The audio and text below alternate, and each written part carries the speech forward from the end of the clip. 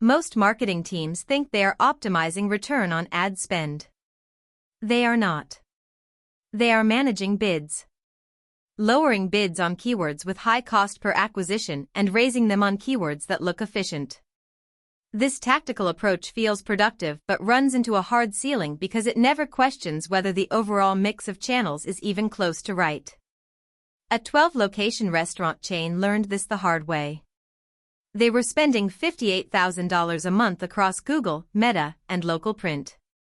Their agency allocated budgets according to last month's revenue percentages, the usual rule of thumb.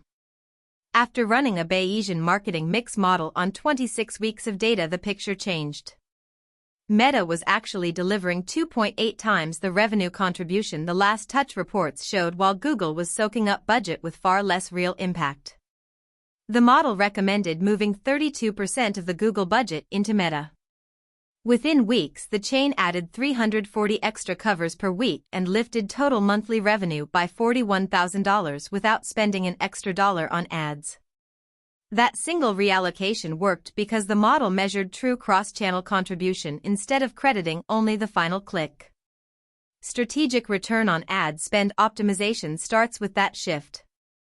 Instead of tweaking bids in isolation, you ask how every channel contributes to revenue when all channels run together. Bayesian marketing mix modeling answers the question by producing a full range of possible outcomes for each channel rather than one-point estimate. Channels whose contribution ranges sit near zero lose budget. Channels whose ranges sit clearly above zero gain it. The same model also protects you from chasing noise. A campaign can swing from 4 to 1 return on ad spend one week to 2 to 1 the next simply because of random timing. The confidence intervals show whether the swing is likely real or just variance. The restaurant team learned to wait for 2 consecutive weeks outside those intervals before moving money again. That rule stopped them from cutting Meta right before a strong period or pouring more into Google on a lucky month. Movement caps add another layer of discipline. Even when a channel looks strong, the model limits any single change to 15 or 25% per period. The restaurants increased Meta spend gradually over successive weeks rather than doubling it at once. Each step was rechecked against fresh data, so the team never bet the entire budget on one statistical fluke. The foundation underneath every one of these steps is the move from last touch numbers to cross-channel measurement. Last touch gives all credit to whatever ad the customer clicked immediately before booking. Cross-channel measurement spreads credit according to each channel's actual role. Upper funnel efforts that never get the final click finally show their value. Retargeting that was claiming credit for work started elsewhere shows its true standalone contribution. Once that scoreboard is accurate, the reallocation decisions stop being guesses. The restaurant chain still reviews results weekly, but they no longer react to every fluctuation.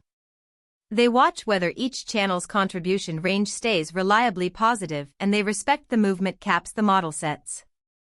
The result is steady improvement instead of constant budget whiplash.